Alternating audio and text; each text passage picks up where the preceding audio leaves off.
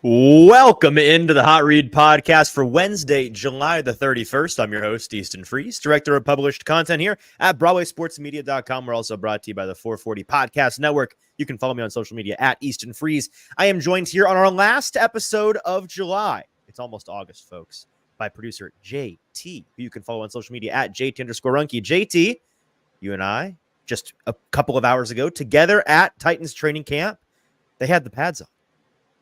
They did. I mean, it's been what a whirlwind of a day that we had. My first tweet today was a video of them during stretch period today. Mm-hmm. And I believe the tweet said, the Titans are finally in pads for the first time today.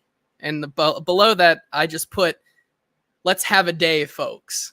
And right. I would like to think that I didn't want that to be a preview of what was to come, but boy, sure. was that pretty telling that we certainly did have a day out at Titans training camp today.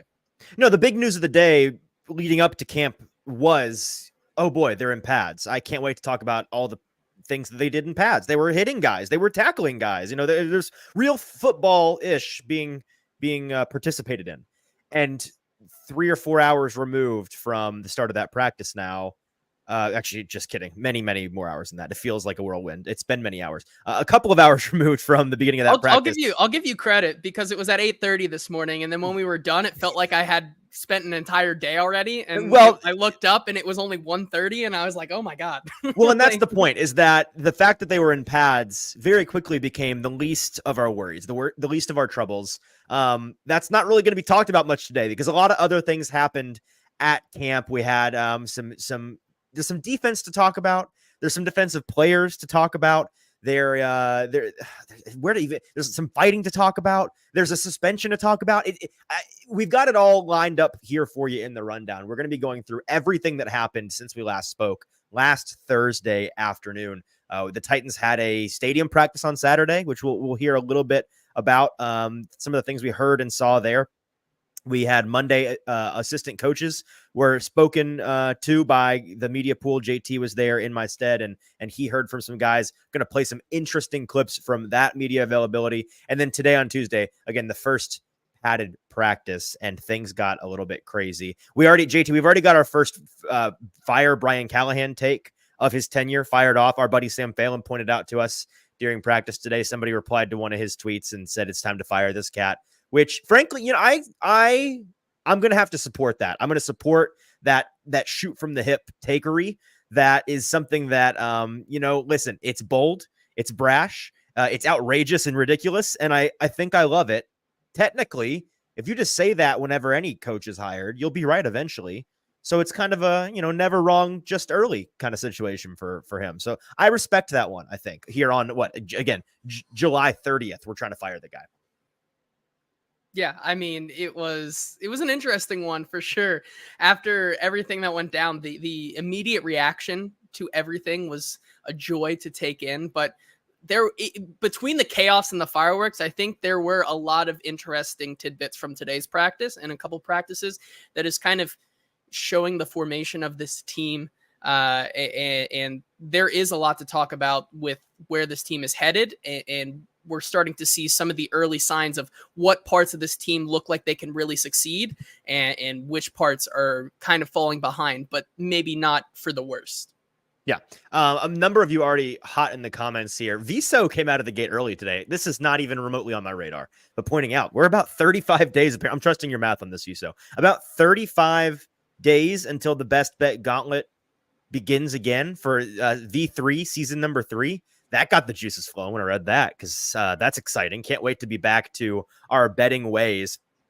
If you go off like if you go off like an offshore site, and you technically could argue that the Best Bet Gauntlet starts in 2 days when I end up betting on the Hall of Fame game. On the Hall of Fame game? Please do not. I'll have to. I'm going to call the number for you. If you end up doing that, please don't place any bets on that. Stoney in the comments saying haircut alert. JT definitely has the fresh cut today. Do you feel it's a good summer cut? You feel a little airier, a little less heavy? Yeah. Paul Kaharski today said that my beard looked a lot better, but the thing about that is he's like, it looks better than the last time I saw you. And I was like, Paul, I didn't do anything differently. I just got cut your hair. So maybe that's what that was for. But I got a compliment from him today, so I'll take the wins that I can get, I guess. But yeah, I decided after the assistant coaches yesterday, I was like, it's time. I went straight. I'm done with it, because the humidity really just gets to me. So. Having a big mop, it makes it tough this time of year in Tennessee. Stoney is already doom scrolling in the comments saying, "Boys, we are down bad today. Don't sugarcoat it." It's that I don't agree with that. But maybe it's just because I'm team content. I thought today was fantastic, great day. I would do 10 out of 10. Would recommend. Would participate in it again. Things weren't all great for the Titans, but again, it's July 30th. I am not gonna really freak out over that.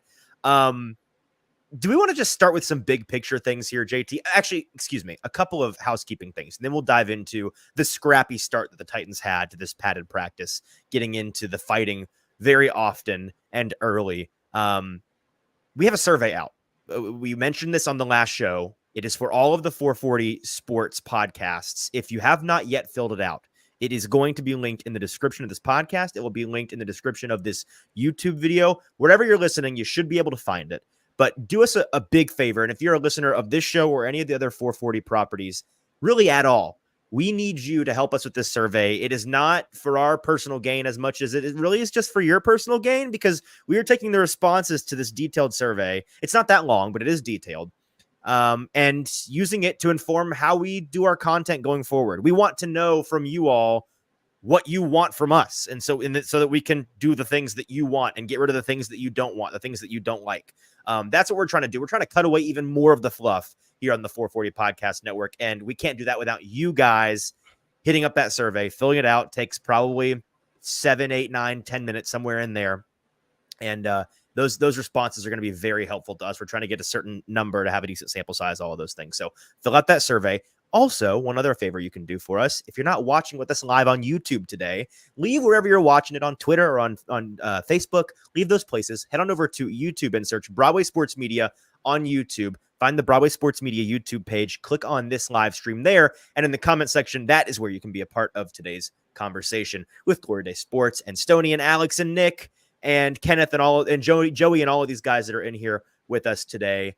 Should be an exciting one. Want to hear your thoughts on what was a pretty explosive day out at Titans practice. Okay, so do the survey, go to YouTube, hit like and subscribe while you're there, and we're good to go. We're off and rolling today with, like I mentioned, a very explosive beginning to the Titans in padded practice. The pads were popping early, and we had a couple of fights out of the gate during the team period, JT.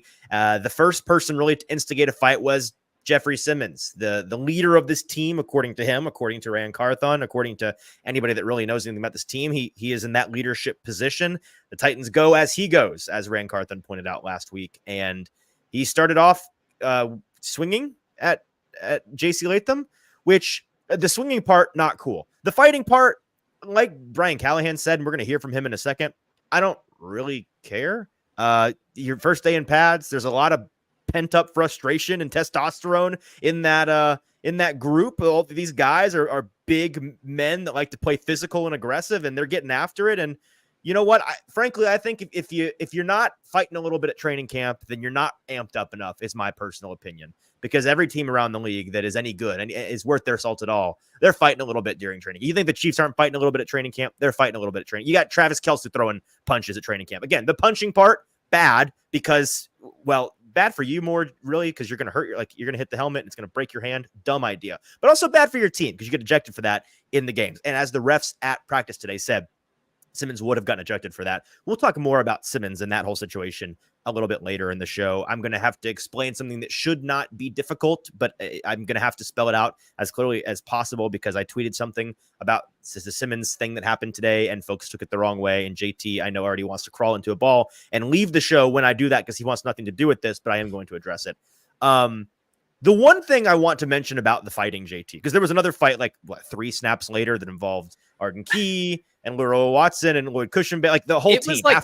It really felt like just a scene straight out of Game of Thrones. Like they're from 7 different media members Bodies there in chaos. Caught 7 different fights. Like I think it came down to what was being reported.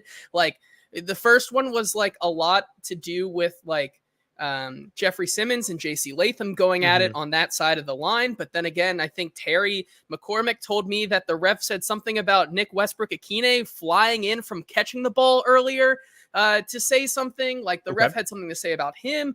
And then the fight that happened literally the next play, like everybody's talking about Lloyd Cushenberry and Arden Key, like all these guys on top of each other. But then again, like Mason Kinsey and Rashad Weaver, like I saw them going at it like in a different scrum pile. Like it was maybe we should put it this way. I'm not certain who wasn't involved on the second one. I'm not. It may have been everybody. I'm more uncertain. I'm more uncertain of who wasn't involved than who was. That's for sure. But the reason I bring all of this up, besides it's just funny that they're fighting, is that it did confirm very quickly today that Brian Callahan can get very hot as a head coach. And that was something we kind of questioned early on, like not seriously questioned, like I don't think you can do it, but wondering what's it going to be like when Brian Callahan has to be the alpha in this room, has to be the alpha amongst all of these bigger, stronger, younger men than him. Like when you're a head coach with Mike Vrabel, that was never an issue. Like he's a gargantuan human being with a gargantuan personality and ego. With Brian Callahan, it's a totally different MO. So what was that going to look like? And after that second fight, he screams for everybody within a half-mile radius to hear, I'll paraphrase, can we just freaking practice, guys? Can we do that? Can we practice today?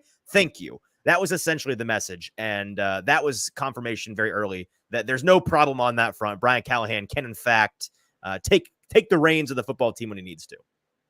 Yeah, I like you were saying, it's not like we were questioning it per se, but like we hadn't seen it, right? And what's it going to look like? Right. Exactly. And I think even I was impressed by the way Brian Callahan kind of composed himself today. He was even going after the refs a couple of times, like, because this is the first time the refs other things also, we can't say on the air, but there were some times loud and clear messages where the refs were also trying to, get in the swing of things. And Brian Callahan was very not agreeing with the calls that these refs were doing in this mock game. And so saw a little bit of fire from Brian Callahan and a little bit of a different side when things really haven't, the adversity finally hits, and how he responded to that was, with that fire and that passion that you want to see out of your head coach and your leader on the field. So I think that was just not that we were questioning whether or not he had it, but it was just nice to see that other side from him that we haven't yet.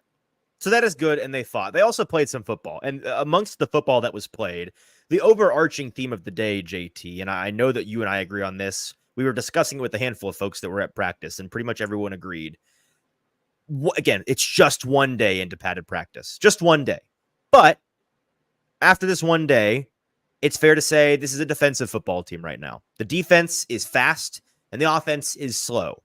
And that's not particularly surprising, I think, if you've been paying attention. The idea that this offensive line, all of these new weapons, a year two quarterback that's trying to figure out his groove. There's a lot of moving pieces on the whole team. Don't get me wrong, I'm not saying the defense is returning a ton of starters and they're picking up where they left off. That's not the case. But the offense has more to work through, and I think they have more deficiencies, especially when I think about the offensive line in particular, to work through, where it's a vital part of their operation. And it's got a lot of youth and a lot of newness, and it's taking some time to gel and to figure out the scheme. Defensively, these guys look pretty good so far, and it's always difficult to tell in practice. The anecdote we keep using, JT, is last year when Arden Key was coming off the field in August talking about how he had 9 sacks today, and it's like, wow, this defense is eating the offense for lunch. The defense must be great. You always have to consider, alternatively, it could mean that the offense is quite bad, and last year that was the case. We just didn't quite realize it at the time. Arden Key, not the greatest generational pass rusher that has ever graced God's green earth. He was just murdering a very, very, very, very, very bad left tackle the Titans were employing. It wasn't like that today, don't get me wrong. But there were some periods, especially the one-on-ones, JT. The cornerbacks, and you're seeing some of those clips if you're watching with us live on YouTube right now. We got a compilation of today's footage that we got. You're seeing some of those one-on-ones where, for the most part, it was contested catches, and it was contested drops, right? You saw a handful of catches. Almost all of them were contested, and the majority of them were broken up or, just a strong play by the defense to keep the offensive player out of position. Some really good defense from the safeties and the cornerbacks in those one-on-ones. And then even when you got into team period today, JT, I felt like the defense did a really, really good job of containing the offense, and in particular, the secondary playing really tight, really sticky, and the defensive front throwing a ton of different looks at the offense that is, again, good practice for everybody involved. But they're not, I guess what I'm saying is they're not vanilla so far. The defense is already, it feels like, on the 201, the 301 class in terms of them learning their new scheme, and they're not afraid to throw those interesting, complex, very varied things that they've learned at the offense to see how they deal with them. And so far, the offense is struggling. And I think Chef ran in the comments here saying that defense is so aggressive. They want to punk the offense. Like, yeah, that is Denard Wilson's motto. And I think that's what they came in here and to prove.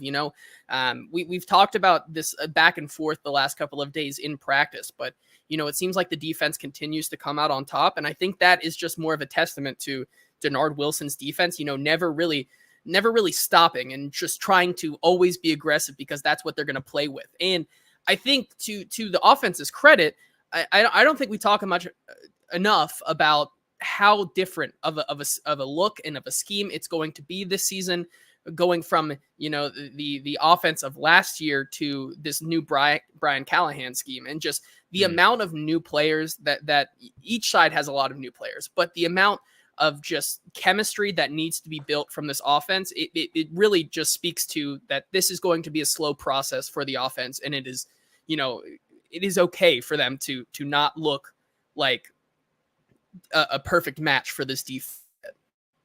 Well, and especially on July 30th, right? Again, we've got a whole month worth of practice for them to improve. We may very well be coming back on Thursday, and you'll be reporting from tomorrow's practice, Wednesday's practice, saying, wow, offense really backed up, kind of took the defense behind the woodshed. So it is just one practice, but I think we're going to have more defensive dominant days than offensive dominant days, at least in this first week or two of training camp. Let's hear from head coach Brian Callahan. This first clip today, he spoke at the press conference after practice about the defense coming out strong and having a good day. Here's what he had to say. Yeah, I thought it was good. I mean, we had some good work as the practice went on. They came out of the gates pretty hot and did a nice job that first period. I think we got a good defense. I think those guys play hard. I think the scheme is good. They're coached hard. It's fun to compete against them, and I think that it's going to make us better on offense as well. And I thought offensively we played better as the practice went on too, as our guys settled in a little bit more. You get used to. It's a lot easier to come out on the attack sometimes on defense, and so we settled back in, and I thought did a better job as the practice went along. One of the things that stood out to me most today, JT, as I was trying to kind of visually diagnose what the defense was, or the offense rather, was struggling with, was the fact that they weren't always on time. There was some clunkiness. There was some slowness to the way that they were operating, the processing, sometimes from the quarterback, sometimes from the players trying to get in and out of their breaks and get to their spots wherever they're supposed to be. It wasn't smooth yet. It wasn't silky the way that you want it to be. And when, like you mentioned, I think this is what you were alluding to, with Brian Callahan coming in, there's a level of complexity to this offense where we'll hear from him in a minute. He's going to talk about how they're going to change up the look that they are giving the defense pre and post snap. There's going to be a lot of motion. There's going to be a lot of weird looking sets that are going to be to the offense's advantage once they have them nailed down. But right now, that complexity can kind of keep you from really executing at a high level. So here in this next clip, Brian Callahan, I asked him about staying on time and the importance of that, and how he would diagnose is the wrong word, how he would evaluate how the team has done so far with staying on time. Absolutely. There's been plenty of things that have been really good. I think for whatever reason around here, the bad things get magnified quite a bit, but there's been plenty of really good things that I've been very happy with. And so that's just part of it. We're still growing. We got a young quarterback. We got young linemen. We're still working through the process of it. And so we're on track. We're doing all the things we need to do the right way. And we'll keep coaching and we'll keep improving. So I don't have any real concerns at this point. I mean, we're doing what we're expected to do, I think, for the most part.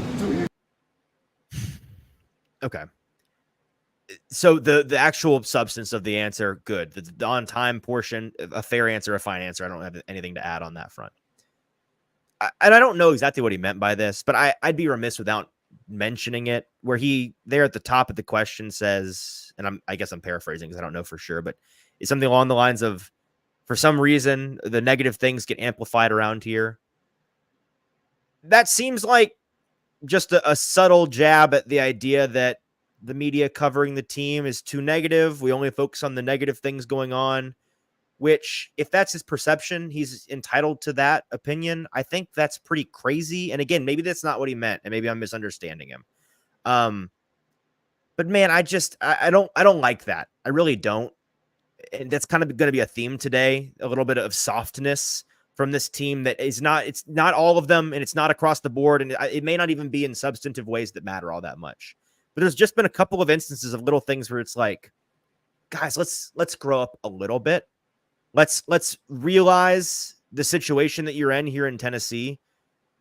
One of, if not the softest media markets in the league. And Brian Callahan is coming from a place in Cincinnati. I don't know a ton about Cincinnati and their media core, JT, but I would imagine it's not any softer, any more kid gloves than what the Titans and the Nashville media market has to offer here. I'd imagine some of that Midwest Ohioan ethos. There are some tough cookies in that crowd, and they hold the Bengals to a pretty high standard considering how much success they've had in the past couple of years. I can't imagine he's not used to scrutiny from the media. And so for him to come here, like, I don't get that offhand comment. And maybe it's one that he wishes he could have back. Like, that struck me as weird and a dumb thing to say. I don't know. What do you make of it? It's something to monitor for sure. It's the first time I really feel like that was the first thing that also kind of caught my ear as well. And I said, it's an odd kind of phrasing, because I feel like, it's not true. It's not true. That's what I was about to say. From our perspective, I feel like it's been very objective, at least on our show, and other people's work who I think do really fantastic work around here in and around the Titans. I feel like there has been, we have highlighted the negative aspects of what's going on so far in saying, the defense may be winning today, the offense looks sluggish, but there's been a reason behind it. It's not because we're just saying it's bad to be bad. It's bad because we understand that it takes, a lot of time and this kind of through training camp, it takes time to grow into an offense. And so I feel like from our perspective, it felt a little offhanded, to say that, because I feel like, at least in my opinion, and from what we cover and what we've done here on this show and around the Titans, it's been pretty objective. Well, it's not just that. You're right, 100%. But what makes me the most confused about this, I guess, is that we've been talking on this show for the entirety of the offseason until 10 seconds ago about how, man, things have been just so rosy. Everything has been so positive. The vibes have been so high all throughout the free agency period, all throughout training camp. There were like 2 total additions of guys that we weren't necessarily, like, the general consensus wasn't necessarily crazy about, but they weren't like end of the world guys. Kenneth in the comments brings up maybe it was the fact that Tavondre Sweat has kind of been crucified before camp. And if that's what he's talking about in particular, that's fine. JT and I believe, agree with him that it's been over the top. We've said so multiple times here on this show that part is too much. But as for the entirety of the coverage of the team, it's been pretty much nothing but positive ever since he got here. And it's just recently become very mildly negative, in the sense that it's not even negative. It's just critical, maybe is the word for it, that we're now, it's time to see what this offense is made of. It's time to see what this team is made of. And you're using a critical lens to evaluate them. And it's like 4 practices into training camp. So no one is even coming to any broad sweeping conclusions.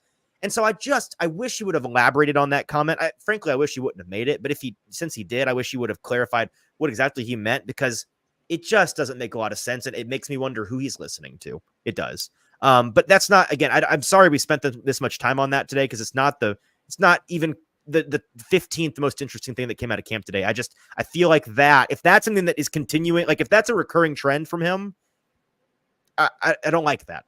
It's something to monitor for sure. It's the first instance, I think. And whether it was maybe on the heels of just kind of the aggression and fighting that happened today, in looking at through that lens, I know me and you both kind of felt like after practice, it felt like everyone was a lot more on edge. And could it be just because of that? Very possible. Guess. Well, I mean, but not the defensive personnel. They had a great day. The cornerbacks seemed very happy. The defensive coaches seemed very like this is how it goes. One of the two teams is going to be annoyed and probably come back fighting the next day. It's a back and forth. It's a game. It's a back and forth every single day at practice. The offense versus the defense. The offensive coaches versus the defensive coaches. Somebody's got to win. Somebody's got to lose. And you're gonna, like. I think you're alluding to the fact that it felt like Brian Callahan for the first time at the podium, a little bit on edge, which. When Mike Vrabel was speaking at the podium on a day where one of the units was particularly poor, also on edge, as anyone would be. Something at work didn't go well. You're a little bit annoyed. That's normal and fine. It's not about that. It's the fact that you think the coverage of this team apparently is unfair and particularly negative, which is both untrue and an unfair criticism, I think. So, but let's move on because we've spent too much time on this. Back to the actual football here. I want to rewind a little bit to the Saturday practice. There was a period of 11 on 11 where Will Levis really struggled. And I'm just kind of encapsulating the things that have happened since we last spoke here on the podcast that lend themselves to the idea that this offense has struggled a little bit. It was a third down specific period, and that was clarified by Brian Callahan after the practice. So understandable that these reps were designed to be hard, designed to be, you have to get to a certain yardage point and the defense can defend every blade of grass between the line of scrimmage and the first down marker. And that's inherently more difficult than just general 11 on 11 marching up the field. But he had 4 straight miscues, an underthrown interception to Calvin Ridley, a Trey Avery interception, by the way, just who had that on their bingo card, 2 incompletions and then a throwaway. So that kind of was the encapsulation of some of the struggles they had on Saturday. Today, like I mentioned, in the one-on-ones, the cornerbacks were kind of eating the receivers' lunches. Again, it wasn't totally lopsided, but it was definitely a defensive win. And then in team period, it felt a little bit lopsided. One more clip here from Brian Callahan. This is what I alluded to earlier. This is from the Saturday presser outside, or I guess on the field of Nissan Stadium after that practice, talking about how they're going to be moving guys around. And again, this is not an excuse, but it is a reason, I think, for why we can acknowledge this offense is off to a little bit of a slower start, and we can acknowledge that that is perfectly normal, perfectly acceptable, I think, at this point, and perfectly predictable based on the fact that they're trying to do some difficult things. And here's Brian Callahan explaining some of it. Yeah, we're going to move our formation. We're going to move our players all over the place. Pre-snap motion is a big part of what we do, how we manipulate the defense. And so that's definitely going to be part of what you see come Sundays is we're going to move the formation a lot with a lot of different people. So that was a sampling of some of the things that we've been practicing and working on. All right, now let's go from that Saturday practice to the Monday availability. And JT, I'm going to throw it to you here because you were there yesterday talking to, amongst all the head coach, or amongst all the assistant coaches, Tyke Tolbert, the Titans wide receiver coach. And he had a pretty interesting comment about one receiver on this team and the maybe unpredictable role he's going to be playing. Yeah, so we had an opportunity to talk to Tyke Tolbert about a multitude, but I specifically asked a question to him about, Jaquan Jackson and how his progress has kind of come along during training camp so far. As we know, he is the 6th round rookie from this past draft class here. And, a lot of speculation went into that, with Tyke being at his pro day, this felt like a very influential decision that came from him and ultimately was a big factor in why they drafted him. So I asked Coach Tolbert about what he thought of, Jaquan Jackson's progression so far and what he can still improve on.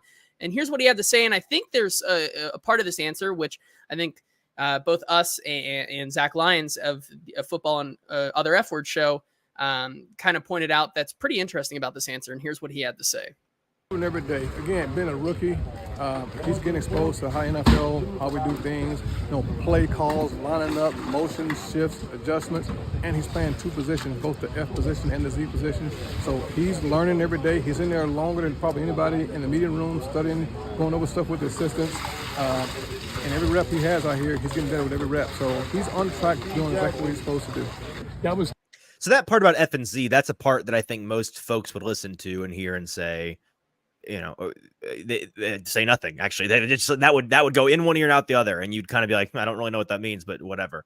That's the most interesting part of this, JT, because Z, that's the slot, right? That no one's, yes, the small guy is going to play in the slot, but the F, That's the curious part. And as you mentioned, our buddy Zach Lyons pointed out to us, hey, this is the second time he's now mentioned this, and it means a certain thing in this scheme. Yeah, and without going into too much detail that we can't give away, we're starting to get some more ideas about how they're going to use this F position. I think there's multiple different players playing that F position. I think it's not just a receiver only. I think it's more of this in this Brian Callahan offense, a guy who they can use in a lot of different looks and packages. Kind of a joker role, right? Exactly. I think that's more of the way that, between him and a couple other players that we've seen out there now kind of playing this F role. I think it's something that's brand new to this offense. And, I think especially there was one play today where Jaquan made a really nice play on a designed look to him that I think that was him playing the F role. And I think that's something we're going to see a lot more from some of these guys, like Treylon Burks and like Chigakonkwo, these guys who can be yards after the catch specialists and find these design looks in Brian Callahan's offense where you see, there are other players who are going to be an every down type of player like DeAndre Hopkins and Calvin Ridley and Tyler Boyd. And that's what they do because they've proven it.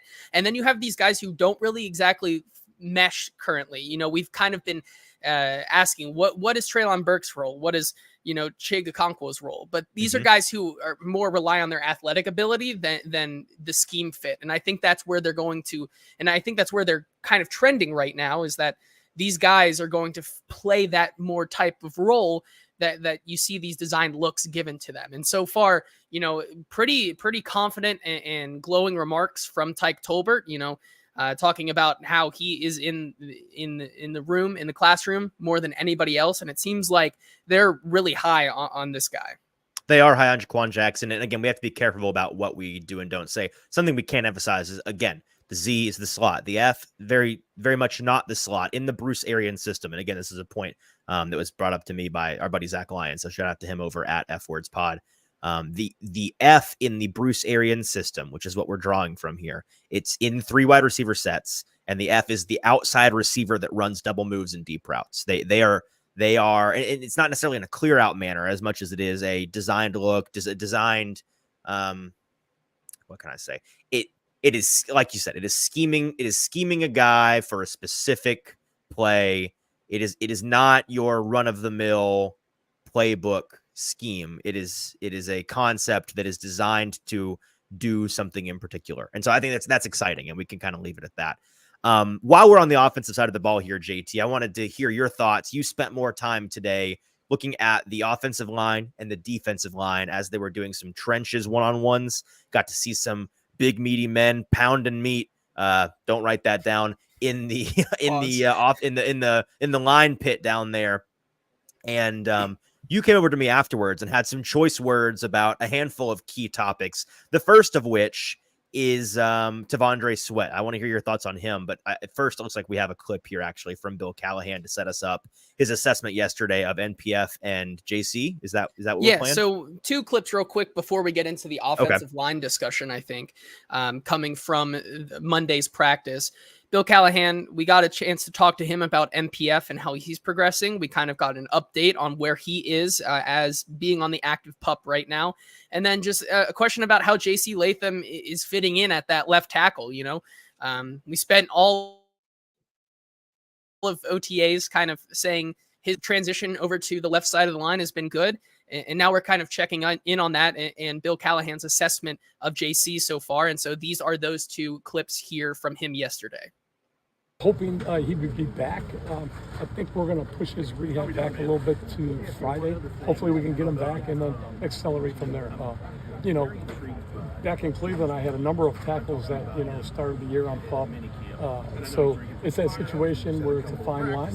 He's getting all the classroom walkthrough type work, but he needs to get on the field and practice, which he'll get to. I'm not concerned about that. More importantly, it's getting him back into a groove where he can communicate and get into his pass sets and get that timing right. It's critically important. I think pretty good. I think right now he's working on all the nuances and all the detail of the spot. There's some things that always come up for rookies that are a little bit different that they haven't experienced. So we're trying to give him as much exposure as we can. and try to accelerate his progress. No, but he's doing well. It's taxing mentally, to absorb the content of all the installations and all the protections and techniques that goes hand in hand.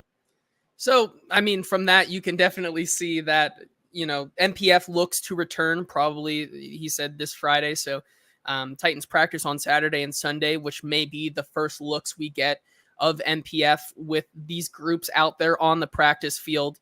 I think it does bring up an interesting point that, we kind of before today's practice kind of talked about, is NPF really losing his spot at the front of the line here, at the right tackle spot because he isn't out there after today. After today, I as one of the few people who are watching the offensive line, defensive line one-on-ones, I feel like I can pretty confidently say that NPF really hasn't lost too much after today's practice. Oh no, don't mince words. That is not what you came over to me. You said it is NPF is winning, and I said, what do you mean? And you said, I said by not NPF, being out here. By not being out there today, I think NPF pulled back into the pole position, even though Zach Lyons doesn't want me to make that a thing. In this right tackle race, he is back in the pole position. Don't listen to Zach Lyons. You do what you want.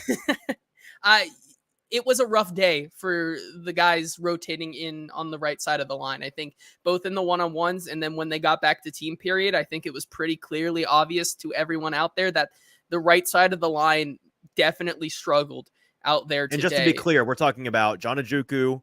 We're talking about John Ojukwu. Jalen Duncan got some looks in there. Leroy Watson and Garon Christian also shared a few snaps in there on the right side of the line. Even if you look at the guard position, Sadiq Charles and Dylan Radins also, I think, had a pretty rough go of it today against that defensive line, which I think brings up the conversation here that we have to remember that as much as they've looked good without pads on, you have to realize John Ojukwu was a UDFA last year. You have to look at Jalen Duncan, who was a 6th-round rookie. You have to look at Leroy Watson, who has been a swing tackle for the better part of his career. Garon Christian, the same thing.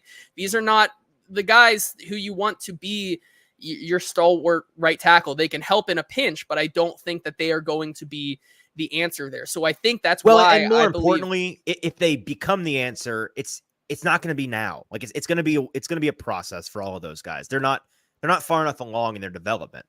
Yes, and so that's why I believe that MPF, it really is his spot to lose no matter what, depending on whenever he comes back. Bill Callahan kind of talked about, having some of these guys and being in this situation before, having these guys on PUP and still being able to get the most out of them despite missing some time. MPF, 3rd-round pick, historically has had some up and down moments, but has shown in the past that he can play the right tackle at a competent level. And I think that is something that, unfortunately for John Ojukwu and John Ojukwu, as we learned the pronunciation this weekend, and Jalen Duncan, be advised, no W in there. He just something that he hasn't had just yet. And I think that right now, MPF coming back, I think he has the most to gain and lose on that right side. And it's going to be a process throughout the entirety of training camp. I'm interested to see if they can come back the next time they put pads on and kind of battle back against the defensive line, because it was a rough go of it today. As Deagle points out, yes, JT and Stillman, just a couple of chums. It literally was just us, which is, I think, is the funniest thing. 2 peas in a pod, you two. Yeah, right? Great company to be in, right? That's right. Of course, the element of what you just said that I think hits the nail on the head is you mentioned the 3rd-round pedigree of MPF. And I'm at the point where, and I've kind of been here, I'm pretty confident the Titans internally have been, I think they're banking on MPF. Like, I think that's their plan. And if it's not MPF, they're kind of like, it better be MPF kind of deal. And I think that they're pretty confident in him and his ability. And a big part of that is because when you just take the pedigree, the prospect pedigree of these guys that are competing for that spot, and think about on paper what the maxed out version of them looks like. There's a reason that MPF was a 3rd-round bona fide. This was not a Titans reach kind of deal. He was a bona fide day 3 caliber draft prospect. And the rest of them are NFL journeymen, UDFAs, 5th, 6th, 7th round guys. It's different classes of human beings. And if NPF reaches his ceiling, it is significantly higher than the theoretical ceiling of any of these other guys. And so that's something that they're taking into account. And I think that's something they're looking at and saying, okay, Bill Callahan, he can get the best out of pretty much anybody. Let's have him get the best out of the guy that could be the best on paper. So I think once he comes back, it's been fun talking about John Ojukwu. It's been like talking about these guys that are getting chances to take the job. And again, one padded practice, one day, not even August yet. I understand that. I'm going to be pretty surprised if we get to the end of August and with, barring an injury, barring a big suspension or some big setback, I'm going to be surprised if it's not the MPF show. I think that was the obvious answer at the start. And I think it's going to be the ultimate answer because that's where you need to go as a team. Now, on the other side, talking about some things a little bit more positively today.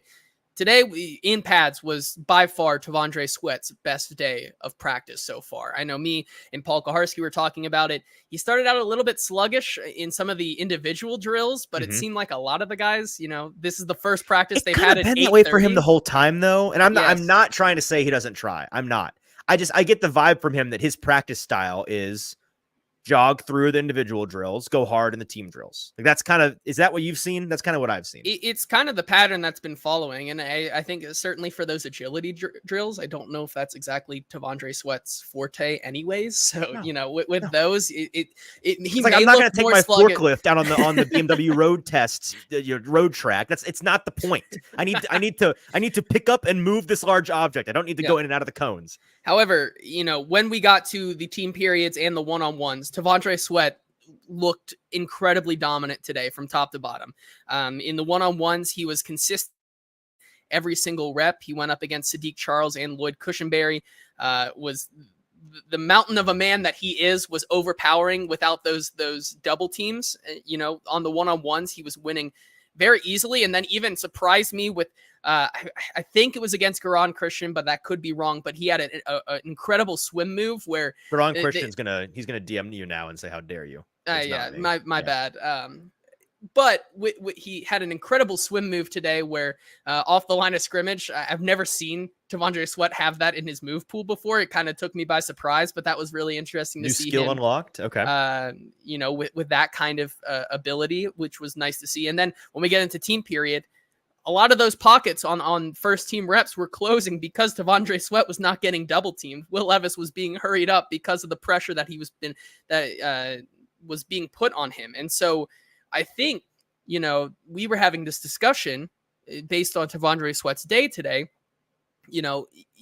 going back to kind of those agility drills, you're not asking him to be a Jeffrey Simmons type player with the technique and the finesse. But if he can just do that and use his raw power to kind of overwhelm you on the offensive line, that really should be all you need from this player. And even in his rookie year, if he's not putting up the numbers, if he's able to just contribute to drawing those double teams because he continues to do what he did at Texas and just overwhelm the interior of that offensive line to where you can get guys on the outside to really get better and more advantageous matchups, that's really all you need from him. And that's all you should expect from him in his first year. And anything other than that would be a pleasant surprise bonus from this guy who I think can continue to develop even past year one. Yeah, that increase in humidity that you're feeling is the sweating from T'Vondre's Sweat haters. They're starting to feel the heat a little bit, I'm afraid. I thought you were talking about mine and my AC being broken right now. That too. The haters and JT for different reasons. The thing that you mentioned, and you basically nailed it there. The thing that I was talking to Paul about today was I think the floor for him is higher than most folks realize, because at the very, very, very least, the bare minimum expectation for him is if you can just go out there and be a mark. And by be a mark, I mean just put that body on the line and get on a dude and force them to double team you. Because as we've seen at the Senior Bowl back in February, and now during Titans practice once they put the pads on, in one-on-one drills, T'Vondre Sweat wins. It is all he does. He forklifts guys and ruins their day. He gets past them one way or another, usually through them. It's hard to go up against the guy one-on-one because of his mass, because of his strength. And because of that, on the offensive line in actual game 5-on-5, you're going to see a lot of, I think, opponents being forced to double team him or chip him or do something other than just put a hat on a hat because of the sheer size and strength. And if you can just do that, even if he is 0% pass rush effectiveness against every double team, just never beaten a double team ever, he'll be drawing double teams. And that means there's not somebody to double team Jeffrey Simmons. There's not somebody to chip the edge rushers coming around the outside. It's going to open up a lot of opportunities for the other players on this defensive line to get home and benefit from him just taking up space and taking up opponent resources. That's the bare minimum. And I think that is what you're going to see from him, even if he kind of, again, if he's not effective as a pass rusher at all to begin. It won't shock me if we go back and we watch the tape on Mondays and it's like, oh man, Jeffrey Simmons got home in under 2 seconds. And it's because he was one-on-one against a guy that has no business guarding him. And oh boy, that center definitely would have been double teaming Jeffrey Simmons if not for the existence of Tavondre Sweat. So that's what I'm excited to see. And if they get Jeffrey Simmons and Tavondre Sweat out there during a preseason game, I can't wait to see it. I'm stoked to see what that looks like. Yeah, as Chef Rand says in the comments, it's almost like they had this plan. It's almost like they thought that through. Yeah, they may have considered that. As he also says, having to double Sweat opens lanes for blitzing and gives Simmons a one-on-one, especially bringing in a guy like, a guy like Jamal Adams, talking about how highly they've been talking up Kenneth Murray, which has been a pleasant surprise and maybe proving a lot of us in the media wrong about Kenneth Murray and what he can bring to this team. I hope he makes us look so stupid. Can you imagine if Kenneth Murray is like the defensive MVP this season? I don't know if he was supposed to. Funny. I don't know if he was supposed to. There's a 100% miss rate. There's not a single person in the media that was like, I kind of like it. No, we all hated that move. Nobody liked it. So it's going to be really funny if we're all wrong.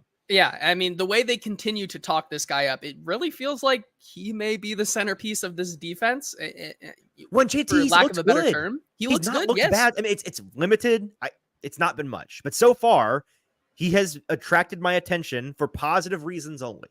Yes, I'm 100% with you, and ends that Kenneth Murray tangent there. Maybe we went out of order.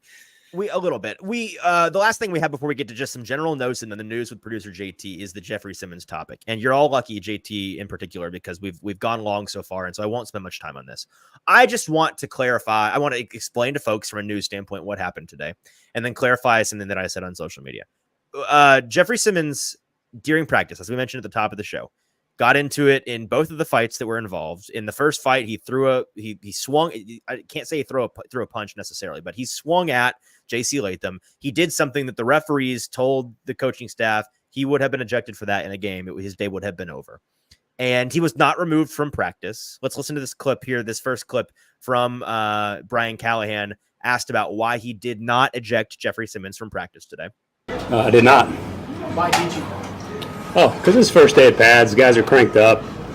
They understand what it is. We reined it back in. We had no problems after that. So I don't anticipate it being an issue. Fighting is not something that we want to accept. It's not part of the rules of the game. I've explained that before. I'll explain it again. It's training camp on the first day of pads. He's trying to set a tone. Those things don't bother me so much as long as we know that we got to play within the rules and we got to protect our teammates, and I think we got it figured out after that. So I don't anticipate any further issues with it. Not that anybody's asking me, but I don't care. I don't mind not throwing him out. I will say with Vrabel, he 1,100 billion% would have been thrown out. He'd been sent to the pit at least, a little timeout at least. So just different strokes. I don't care that he wasn't thrown out. It's fine, whatever. Here is a clip from Lloyd Cushenberry, his teammate on the offensive line, talking about just the raised temperature in the room when the pads come on and trying to toe that line between being aggressive and being reckless. You always want to get to the edge, but you don't want to cross that edge or that line. That's something we got to learn with a new team, new group of guys. We're all competitive, so we're going to push each other every day. I know, especially up front. We're going to have some battles, but we got to know, we throw a punch in the game, we're out the game, it's over. So, something we got to learn to get better at. Okay, and then after the fighting, whatever, it's he didn't get ejected, would have in a game. A number of us that were, live tweeting the event, the media doing their job, talking about what we're seeing, tweeted about how Jeffrey Simmons, scrappy early, probably needs to lock in a little bit. that was the wording that was used by Buck Rising in a tweet that ultimately got him yelled at live on the radio. And if you've not seen the video, it's all over social media. Afterwards, Buck is doing his show at the 104.5 tent. Jeffrey Simmons comes out of the locker room after seeing this tweet, I'd imagine, if not already being a little bit hot from some things that Buck has said about him on the radio in the past 2 weeks. But the tweet is what sent it off, I'd imagine. And he came over and had some choice words for Buck live on the radio, and there was a whole spat. I'm not going to psychoanalyze what happened in there. They fought about it. Jeffrey Simmons left. The funniest part, frankly, is that they were just in the middle of trying to interview Roger McCreary, and Roger McCreary sitting there looking like and sounding like he would do anything, just absolutely anything to be anywhere else but involved in that. So that happened. Now, this is not the first Jeffrey Simmons situation, off-field situation of the past couple of weeks. There was also some social media dramatics from the Jamal Adams signing and him getting mad about, again, him seemingly thinking the media is only negative and folks don't trust Ran. And it just, there was a whole thing, a tweet that he sent out, and then it got deleted. And then we tried to talk to him about it at the podium. He said he didn't want to talk about it. There have been some things in the past couple of weeks that have led me to question what's up with Jeffrey Simmons. And so what I tweeted, and maybe I should just find it verbatim because people took this largely folks understood what I was saying. So that's good. But there were a handful of folks that took it the wrong way and really blew it out of proportion. But what I said is that, quote, I hope everything in Jeffrey Simmons' world is okay. Haven't ever seen him on edge like this. Maybe it's nothing, and this is completely about his feelings towards us in the media pool. But if he's got something going on personally that he's working through, I wish him the best with it. And many folks have been saying to my face and some subtweeting, this really nasty business to insinuate that he's got something going on at home or got a personal problem or got mental health issues. Guys, I'm not insinuating anything. In the second line of what I said, I've made it very clear. He may very well just be really upset about something that is media involved, and it's nothing else. It may just be nothing. But think about when you're talking to a friend or you're talking to somebody or a family member or somebody you know well, and they get really put out or animated or otherwise upset about something that seems kind of weird to you. They react differently to something than you know them to typically react to. Your first thought, and oftentimes your first response is everything okay? Like, are you good? Not in a condescending way, but in a concerned way of, is everything okay here? Is this really about this, or is something else going on? That's the normal, reasonable, rational human response. And as somebody that has interacted with Jeffrey Simmons for a couple of years, covered him on the beat for a couple of years, paid very close attention to him in his public life for a couple of years, I know that the media and the way that we've covered him and this team has largely materially not changed all that much in the last 2 weeks as compared to his career as a Titan.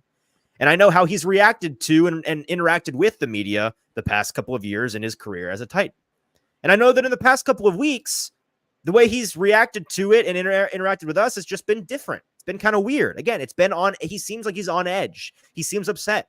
And again, it may just be that he's really upset about the media. So he's sick and tired of something. I don't know. It's his issue's not with me because I'm not publicly very critical of him because I don't feel compelled to be. But he seems frustrated with a lot of things. And so all I'm saying with genuine well wishes and not insinuating there's anything going on with him, I'm just saying if there is something else going on, there's more to this because it just kind of seems out of character. I hope everything's okay. I do. I'm hoping that everything's okay. And I'm not trying to people are saying I'm gaslighting, that there's something going on behind this. I'm not. It's not like that. I'm just saying if there is, I hope things are cool. So I really think that shouldn't be that hard to understand, JT. I don't know. You want nothing to do with this? You want to just move on? It's just like, I feel like I'm a observer of things. I don't like to, as Rand says, we keep. So your silence telegraphs to me and the rest of the audience that you think. See, now you're putting me in an impossible position here. That's right, because I'm about to put words in your mouth unless you give an opinion on this. But I'll spare you. I'll spare you. That's so mean. I know. Those are my thoughts and my thoughts alone, not JT's. For JT's, you'll just have to imagine what he thinks about the situation, and you can you can can let your infer. imagination run wild on that. Okay. Yeah, sure. Let's get to some notes, just some odds and ends here on Titans training camp. And again, to put a positive spin on this, I'm going to guess that Jeffrey Simmons has talked to, or, has a conversation. He was talking to Rand Carthen after the spat with Buck on the radio. I'd imagine he's going to have to speak to us sooner or later. I'd imagine this blows over, and whatever it is, whether it is something behind the scenes that he's dealing with that is causing him to be on edge, or perfectly likely he's just upset with us in the media, things get worked out and he continues to be the self-proclaimed leader of this team that he can be. So there's that. Okay, some notes. A hard turn here. Matthew Jackson. Remember that guy? He's a safety for the Tennessee Titans, and he had 2 interceptions today. JT, you wrote an article over at BroadwaySportsMedia.com that was released this morning, correct? It came out today. Sorry, Yes. Baby, I don't know what day it is. That came out today, and you wrote about, it was 3 specific guys in the secondary that can step up. I think if you could go back and add another person, maybe you'd add Matthew Jackson to that mix, because he looked pretty good today. He did. And, it's a little bit different, right? Because with the safety, they feel like they're all in the mix there. This morning I wrote about, the cornerbacks with, L'Jarius Sneed and Cheeto Awuzie just being, not out there right now. There are valuable reps to be, picked up in training camp right now. And so I wrote about 3 guys who Brian Callahan did talk about today. I think he read your 2 article. of the 3. Yeah. He might have read my article. I don't Might know. have. But he talked about 2 of the 3 today, Trey Avery and Jarvis Brownlee Jr., who he thinks, has seen an increase in reps and has kind of stepped up in that moment. I also wrote about, Gabe Judy-Lawley's outside shot looking in to kind of make the most of his opportunity with those guys out right now. However, Matthew Jackson was a pleasant surprise. And, we talk all the time about, before Jamal Adams was signed, the safety room is really Amani Hooker, Elijah Molden, if he can, stay healthy. And then after that, we were looking at Mike Brown, Shaheem Carter, and Matthew Jackson. And, if Matthew Jackson can be a positive contributor and contribute to shoring up that depth in the secondary, I think that's a complete win for this Titans team who may still be lacking in that depth department after the signing of Jamal Adams. Yeah, absolutely. And so really just and Kenneth in the comments as well saying, can we give Caleb Farley a shout out also? Sure, I think he played, he had some really nice moments today, making some, pass breakups that were pretty impressive against, DeAndre Hopkins, I think was one of them. I think NWI was another one. Yeah, the D-Hop one was a PI, but I think the way that you can fairly not sugarcoat the Caleb Farley situation is that he is out there competing. And while he does not look like a top flight receiver or a top flight cornerback today, he does look infinitely more capable as a football player than he's looked in not ever in college, but NFL career years. Like he's back to being out there competing and improving and playing. And again, with all that, talk about that draft pedigree, with that pedigree, with those skills, there's opportunity there. And so that's exciting to just see him out there getting a shot. So I think that's cool. And, if he ends up even just being like a replacement level Trey Avery kind of guy at this point in his career, I think that is better than it frankly was looking like it was going to be there for a little bit. One other guy who you mentioned in the article, but as I want to give him a shout out today, Jarvis Brownlee Jr. starting to look like that guy we thought he would be, starting to look like the guy the reason why he was our draft crush ever since the Senior Bowl. The things that we saw from, we talked about this last week, wasn't it? Last week when we said, hey, one guy that we think is going to be so much better looking once he gets the pads on is Jarvis Brownlee Jr. Because this cat can play, and his play style is infinitely, insanely aggressive. Super, super in your face, super, super physical. And you can't really do that unless you're wearing pads as a defensive back. Today, he was all over dudes. He was sticky is the word that you used. I think it's perfect. He was very, very sticky all day long. And I think the pads were the thing that were missing for him. Yeah, it may have been a little bit harder to see him out there because of not having pads, but I think he was by far my top cornerback of the day. I think he played the best out of there amongst the guys who were out there. If you want to go look at some of his one-on-one reps, I believe I put 2 of them up on my Twitter page. Mm-hmm. You might have put a few up there, but I kind of titled one of the videos that I sent out with, this guy continues to do everything that he's been advertised to do: fast, physical, aggressive, but most importantly, with that aggressiveness, being sticky against a receiver. And we saw him against Tyler Boyd today, one of the guys who's been one of the more shifty receivers early on in training camp against some of these corners, and was able to stick with him. The same things that I saw out of him that really made him catch my eye at the Senior Bowl. And so I was able to write about him this morning. I think he has the best shot out of guys like Trey Avery and Gabe Judy-Lowley and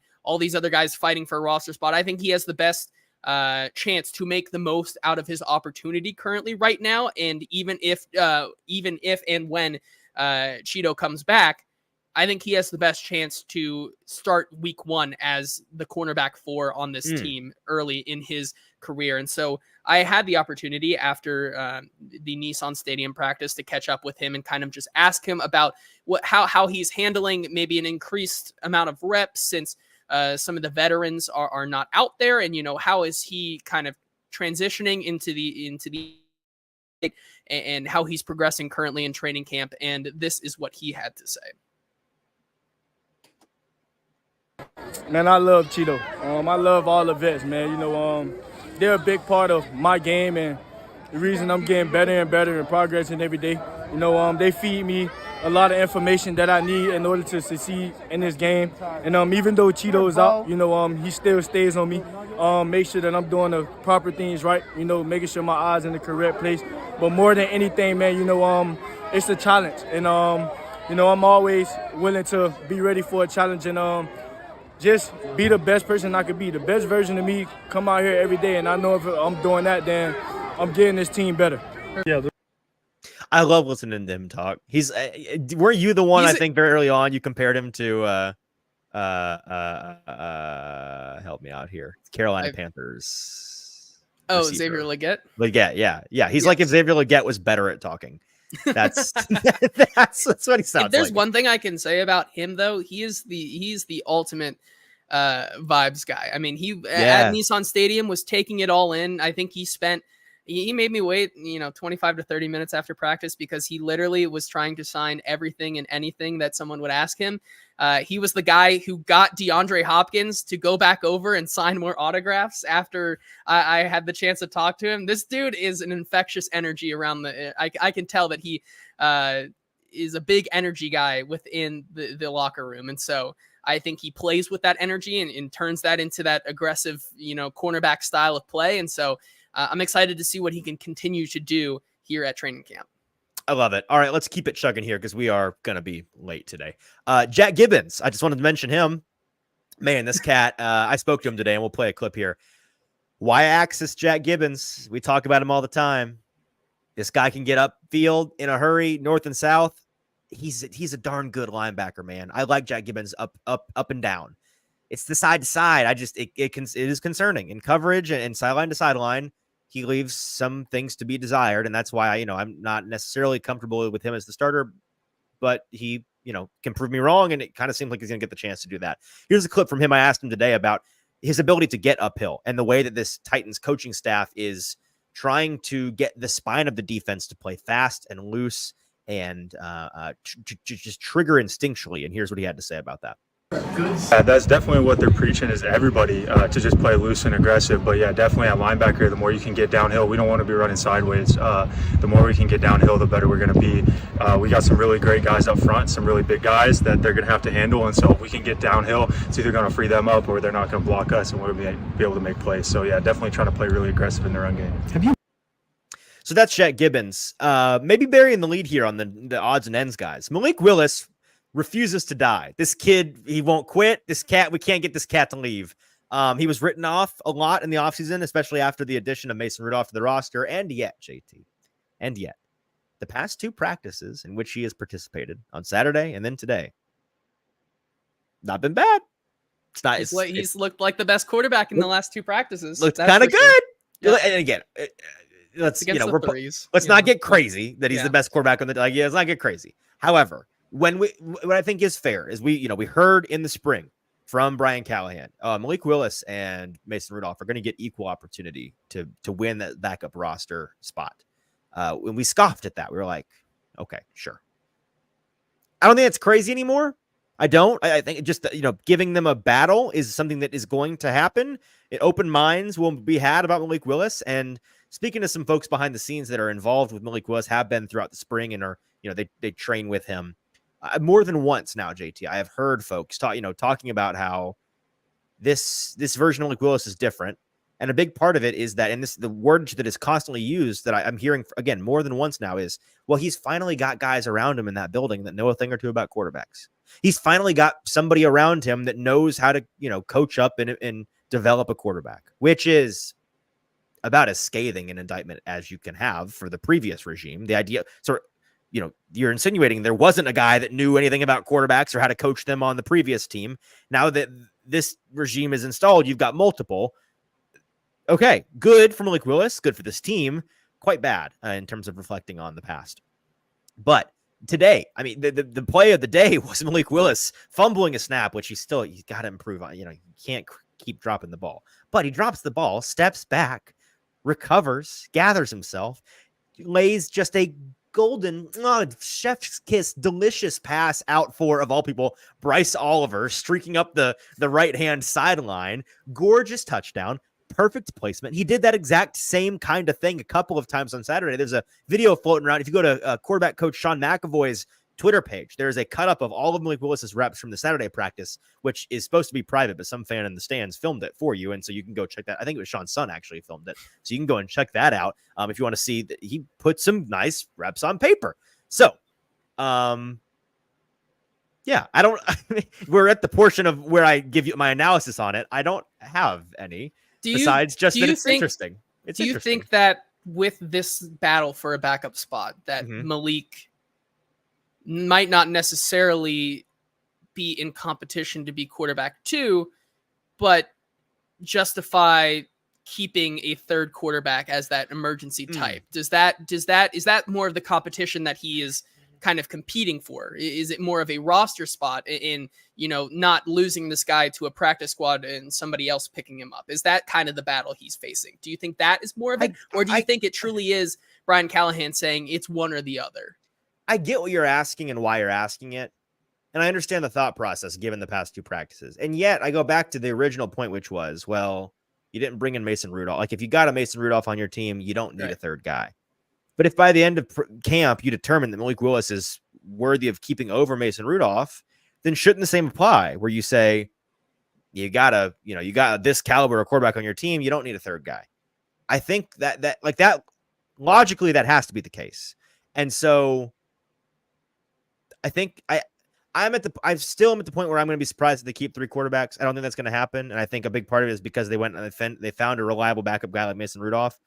But if the tables turn, I don't know. It wasn't an insignificant amount of money, too. I think that's the biggest thing as well. So yep. I think it's an interesting discussion, and we'll have to continue to watch that, I think. Okay, last little odds and ends here. Some tight end usage. A clip from was this Otten, the tight ends coach yesterday? Justin Otten. Yep. The tight ends coach for the Titans, Justin Otten, spoke to you, JT, about the usage with Chig and with Wiley and how they're going to deploy those guys. And here's what he had to say. Yeah. And then right after that, I kind of asked the same question to Josh Wiley today and just been, what is his focus entering year 2? So first clip, Justin Otten on kind of how they're installing right now and how they're going to be used, since, Brian Callahan has talked about there's not going to be a specific tight end 1 and they're both doing something special. And then kind of like asking, following up with Josh Wiley, kind of what is your focus heading into season 2? So these are these 2 clips. Getting installed the same way, and they're expected, let's say a guy's shoelace breaks, the other guy's expected to go fill that shoe, expected to step in for him. But those guys have both done a great job this offseason of identifying what they need to work on. That was a huge point of emphasis this offseason. Every guy has something to work on, and we had a goal moving towards that to get that accomplished. So both guys had a lot to work on moving into from out of OTAs into training camp, and I've seen a lot of strides. They've done a lot of good work this offseason by themselves, and they're continuing to do it, so I'm very proud of those 2. It's just become more clear as the passing game, just details, and I think the coach has done a really good job teaching that, making it make sense. concepts and things like that. But one thing that I'm really trying to do, improve on right now, is my footwork in the run game. I'm a tall, long guy. I got to stay low. I got to get my feet in the ground. So yeah, I think those are probably two of the biggest things. Those were those two clips. Okay, nothing to say on that. They kind of front-loaded my analysis there. That's fair. Well, let me give my analysis on the back end here. This is what he had to do, and this right. Is so, what the point I wanted to make on the tight end front is that between Saturday and today, there was in both practices a pretty healthy dose of Josh Wiley up the middle. They love to use him out of the seam. They love to run him on vertical routes and exploit the spine of up against linebackers, up against nickel corners, and against safeties. The way that frame, that radius, that height, he's just a mismatch physically for guys, and he's athletic enough to utilize that. And I think, again, in the red zone in particular, that is going to be the kind of target they want Will Levis throwing at. And so I think that's exciting. Okay. Let's get to the news here with producer JT, and just a quick break in between. I know we've gone long today. If you're still with us, we appreciate you being here on a long one today. Make sure you're liking, make sure you're subscribing, make sure you're doing all those things. Broadway Sports Media on YouTube. Hit like, hit subscribe, hit that link in the bio for the survey. As soon as today's show is done, we need that survey filled out, please and thank you. Okay, now to the news with producer JT. Yeah, starting off here, with the AFC South, there's kind of been a curse on defensive edges. Kind of here with, 48 hours of chaos. Right. I say kind of as I don't know if it's exactly a curse. I don't know what kind of voodoo is going on, but that's my best assumption right now, because 3 out of the 4 AFC South teams have lost a defensive lineman or edge rusher to either suspension or injury, starting off with Danico Autry, who yesterday was suspended 6 games for PEDs. And then Colts veteran defensive end Samson Ebukam, who went down in practice, tore his Achilles, and he will be out for the season. And then in the middle of practice, basically 2.5 minutes, 3 minutes after the gigantic scrum today, it was reported by Paul Kaharski that Arden Key will be suspended 6 games as well. That little snake, he slithered off without anybody noticing him to tweet out that article, and then just came back like nothing happened. And so we're waiting for, I guess, the Jaguars shoe to drop. We're waiting for one of them. Listen, Jacksonville needs to lock up their defensive end. Jacksonville, heed our warning. Get them in a padded room in straitjackets immediately. Yeah, man. Whatever the voodoo is, it's coming from Jacksonville. Clearly, I think we had the evidence here that is may in. Be true. Yep. Jacksonville comes out unscathed. Maybe it's that coincidence. Maybe it's the drill that Jacksonville does with the mats and stuff. Maybe that's what the skill players doing flips under the mats and Trevor Lawrence still finding a way to fumble teams. that one. Yeah. Yep. Okay.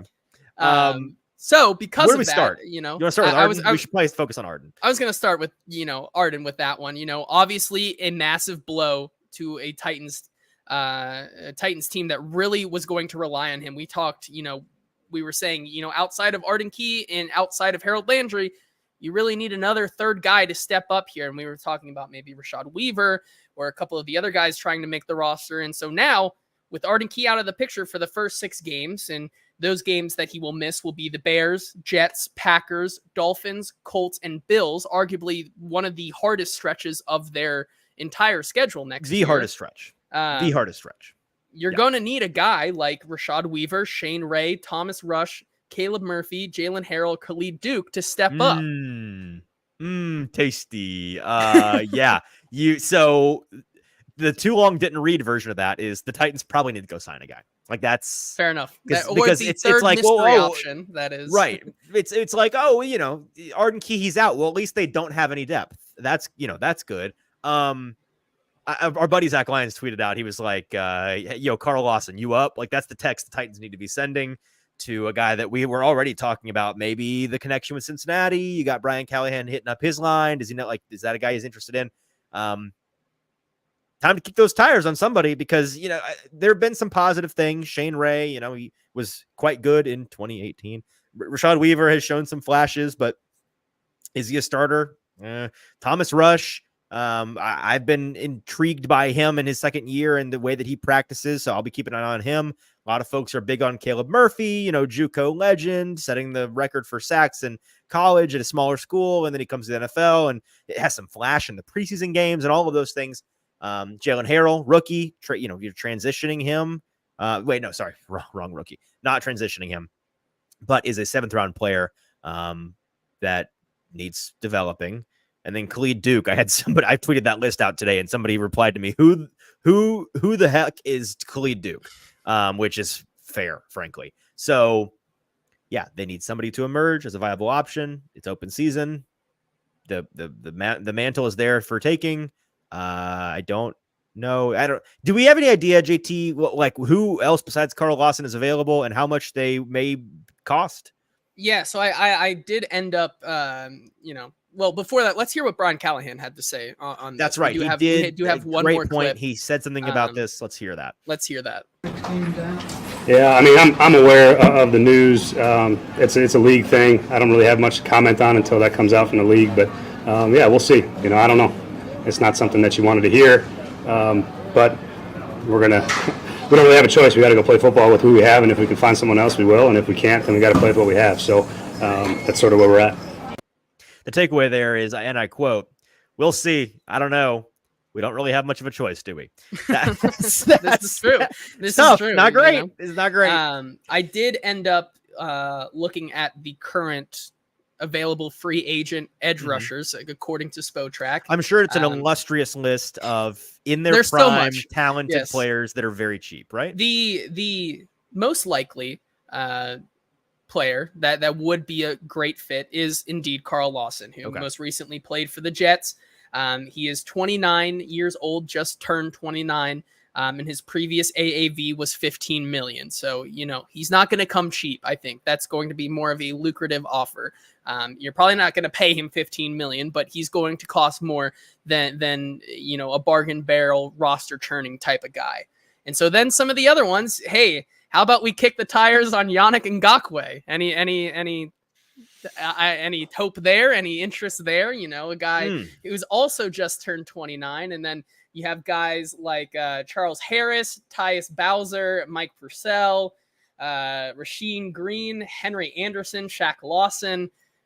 Not all guys. Brother, this is a nursing home. This is a nursing home. You're listening to nursing home. You're reading me the roster of the nursing home down the street is what you're doing. Yeah, that's essentially what I'm doing because most of them are 30 or older. So, as Brian Callahan said, we'll find someone. If not, we're just gonna, you're gonna have to play somebody. So it'll be interesting. This may very well end up being the biggest storyline of the training camp. Is that, man, this defense is going to be held back by the fact that they don't have guys to rush the passer, and man, the pressure on the guys in the interior, and by the guys on the interior, also a position they don't have much depth at. It's like, hey, Jeffrey, hey, Tavondre, you two individuals in particular, you got it. Like, you're gonna have to play a lot of snaps, and y'all are gonna have to work. Because we don't know who's going to be rushing the passer besides Harold Landry. And these cornerbacks are going to have to be on an island, locking it down for 2.5, 3.5, 4 seconds on plays because no one can get home to the quarterback. So, yeah, it's kind of like the way that I think about the Colts right now, and I look at that defense and I'm like,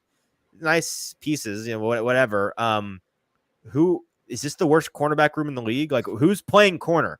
I'm at that point with the Titans at edge rusher. It's like, this defense is nice. You got some nice things going on here. Who's playing edge? Who's doing that? I don't know. So that's the negative vibe to end the show on today. Do we have any more news, JT? Is that that's going to do it for today. Okay. A good show, a hectic show. Thanks to all of you that were in with this live here. If you're listening to post the post show on YouTube or on podcast, that's great, and we appreciate you being here too. But listen to it live, man. Tuesdays and Thursdays, 4 p.m. throughout training camp. We've got another practice tomorrow. JT, is it padded? Do we know? I don't think so. Okay. I think they'll be out there. Maybe in pads. I maybe think not. they'll be We'll out see. there. I think I sure hope they're out there. They'll be out there. I don't know if it'll be pads or not. So okay. Well, JT's going to be there and have it all for you. We'll talk more about that on Thursday. Some other topics that we wanted to get to today that we are putting off to Thursday because it's just too much to get into this already an hour and 20-minute long episode. Don't miss the show then. Thursday, same time, same place. Until then, for producer JT, I'm your host, Easton Freeze.